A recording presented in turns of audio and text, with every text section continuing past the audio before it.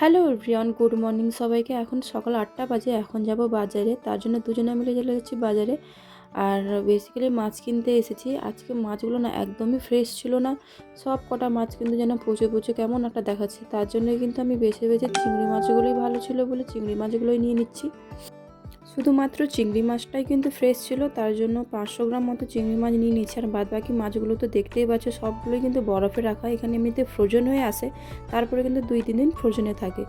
আর এখন কিন্তু মাছ নিয়ে বাড়ি চলে এসেছি। বাড়িতে এসে রান্না বান্না করে নিয়ে কিন্তু এখন আমি ফুলে কাঁড়ি লাগাতে বসেছি। তো কাঁড়ি লাগাতে হলে 2 বস্তা মতো ফুল রয়েছে। আর এখন কিন্তু আমি ফুলে কাঁড়ি লাগাচ্ছি। আর এগুলো দেখতে পাচ্ছ কিন্তু ঝাঁটা কাঁচি দিয়ে কিন্তু কাঁড়ি লাগানো হচ্ছে। আর সামনে যেহেতু 17 তারিখে একটা বড় মন্দিরে কাজ রয়েছে, তার জন্য কিন্তু আমি আগে ভাগে যতটা পারছি ফুলে কাঁড়ি লাগিয়ে রাখছি। আর কি হয়, তাহলে কাজ করতে সুবিধা হবে পরে। আর এখন কিন্তু অর্ধেক বস্তা মতো হয়েছে, আরও প্রচুর ফুল রয়েছে কাঁড়ি গাঁথার জন্য। তো এখন 2টো বেজে গেছে, ভাবলাম কি খেয়ে নিই, খেয়ে পরে আবার পরে কাজ করতে হবে, তার জন্য ভাবলাম খেয়ে নেবো। আর বরকে ফোন করেছিলাম, ওদের যেহেতু আসতে দেরি হবে কারণ কাস্টমারের বাড়িতে গেছে ওরা কথা বলতে, যেহেতু মন্দিরে একটা ডেকোরেশনের কাজ হবে তার জন্য কিন্তু কথা বলতে গেছে।